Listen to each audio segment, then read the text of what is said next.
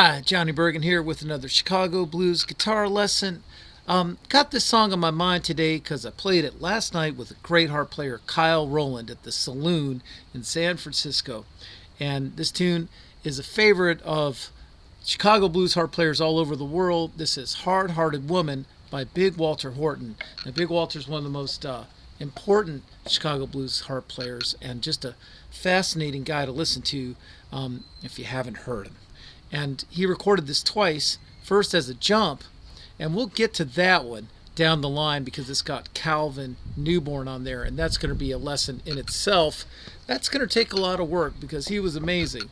But this one is really kind of about the form. It's got Lee Cooper on guitar, and it's got the unmistakable production hand of Willie Dixon in there, making it sound so big, and with these little twists on familiar things. Instead of a 4-bar intro that we're all used to, he said, let's do an 8-bar intro that really highlights the striking sound of the harp. So it's going to sound strange without the harp, but I'm going to play this 8-bar intro right now. So start counting. 2, 3, 4. Here on the 1. A minor. Doom, doom, doom, doom.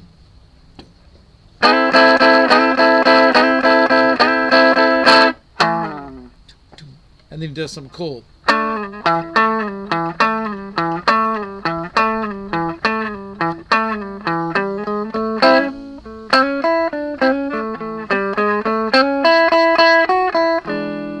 That doesn't quite get the minor sad flavor exactly without these crying horns. I mean, the arrangements, it's as great as the Otis Rush Cobra stuff. And guess what? That's another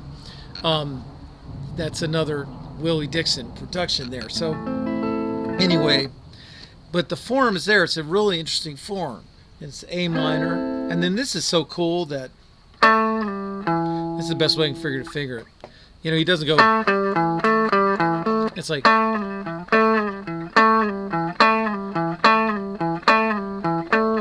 and then we're sort of out of the minor and saying, okay, it's time to go into our blues now.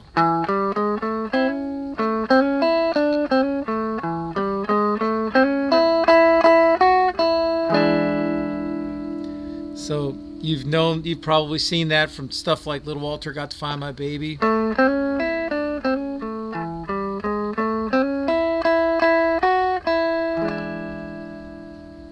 Try that one more time.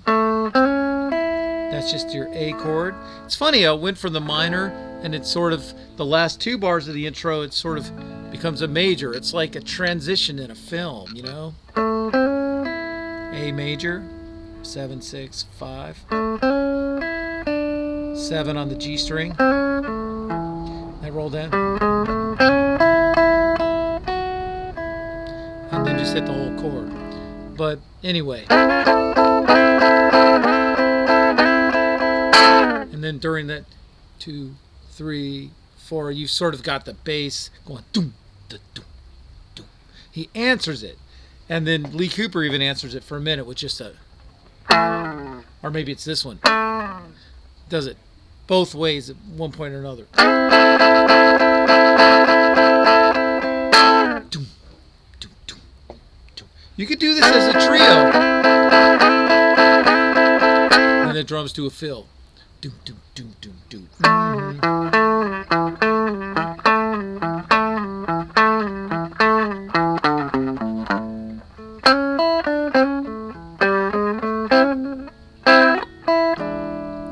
She's a hard-hearted woman. And that's just that's his part. It just fits right in the middle of everything between the horns, these chords. This is your typical D7 shape all the way up here.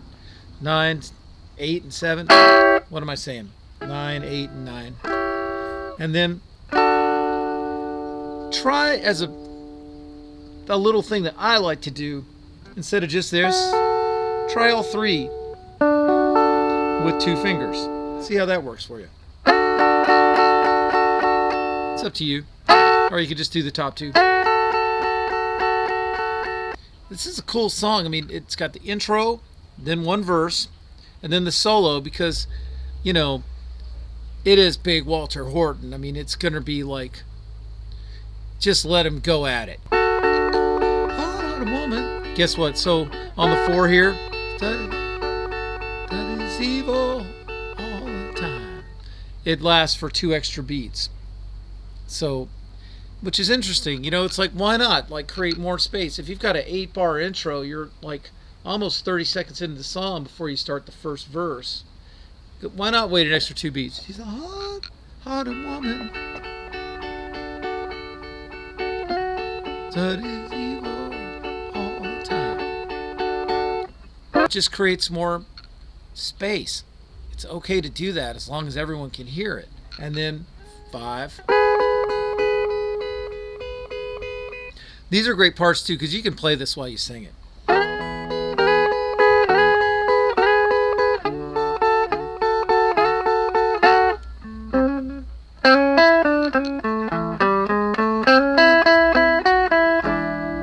And then you got your solo, and then you got, well, if you be my baby, tell you what I will do. I'll work hard for you, darling. Or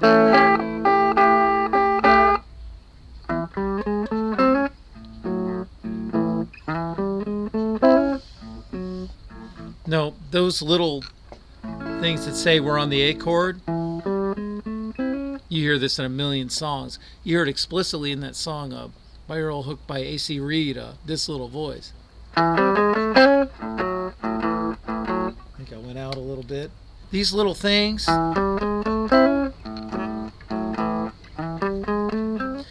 they're sort of in the middle of a lyric to say part 1 and part 2. Well, if you be my baby, what? I'll tell you what I will do. What you gonna do? I work hard for you, what? And what else? And bring my goal to you. So it leads you along. The guitar just keeps leading you along. And then it has this intro again.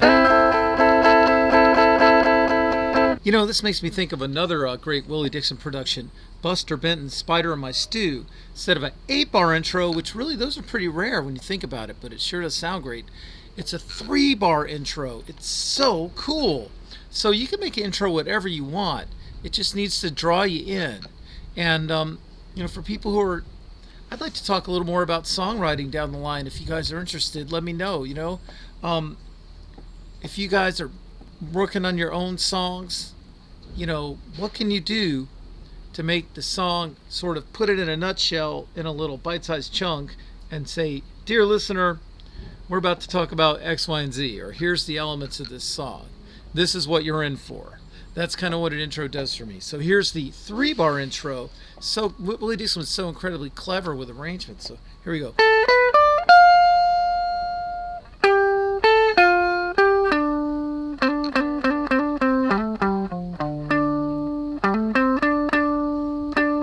It's something really similar to that. I might not have it exactly right, but I love the way Buster Benton is playing really simple, and he's obviously not a technically amazing. He's not another Reggie Boyd or something like that. He's not an Earl Hooker. He's just a real meat and potatoes,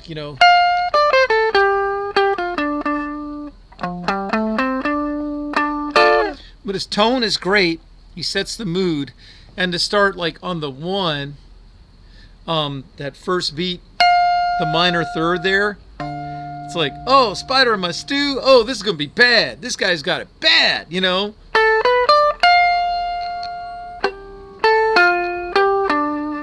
And I love the way, even if you're playing pentatonic notes, you can kind of ladder things so it doesn't just sound like,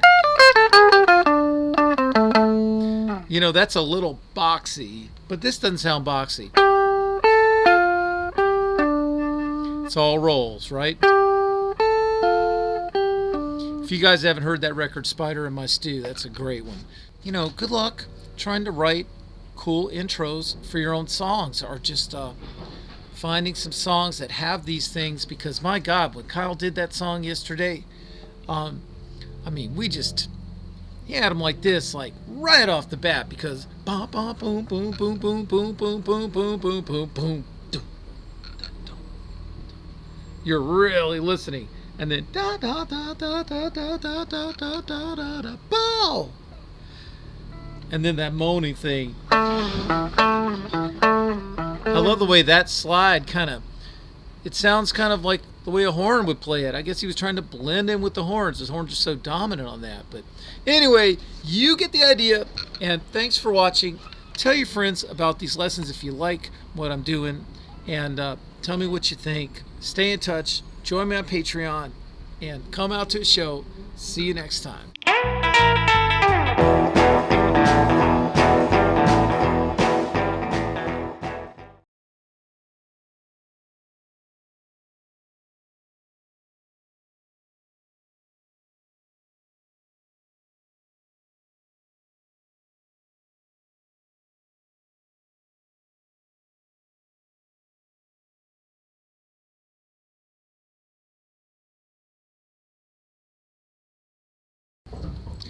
All right, good afternoon. This is Johnny Burgin with another Chicago blues guitar lesson. Going back to a truly tremendous player. This is a great tune. I played it last night with Kyle Rowland, fantastic young harp player. Played some guitar too. We played at the saloon, and we did a song called Hard Hearted Woman by Big Walter Horton. Now, he did many versions of that, and I didn't even realize this, but the first version back in 51 has Calvin Newborn on guitar, and that's going to take, we definitely are going to put Calvin Newborn on the agenda. What a tremendous, modern, forward-thinking, swinging guitar player. But that's going to take me a lot of hard listening to really appreciate how great it is, and I want to delve into that. But this time, I really just want to talk about the version of the song that people mostly know, which has that dramatic intro, the one that's a slow blues or a medium slow blues, not the jumping hard-hearted woman. So, long way to a short point, right? This has Lee Cooper on guitar. It's on States record, but it has that super rich Cobra sound with the mournful horns.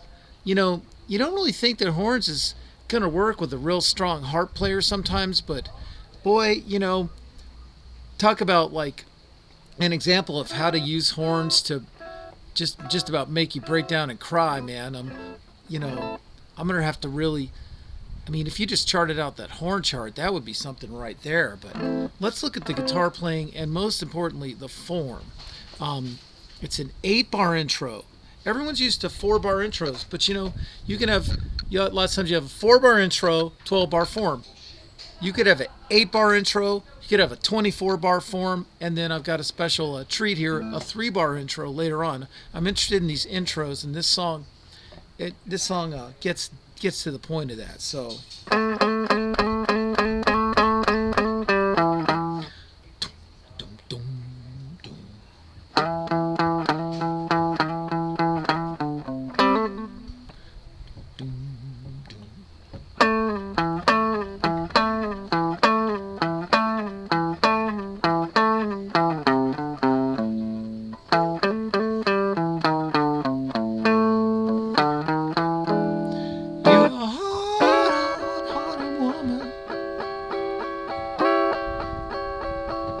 I'm not going to sing it.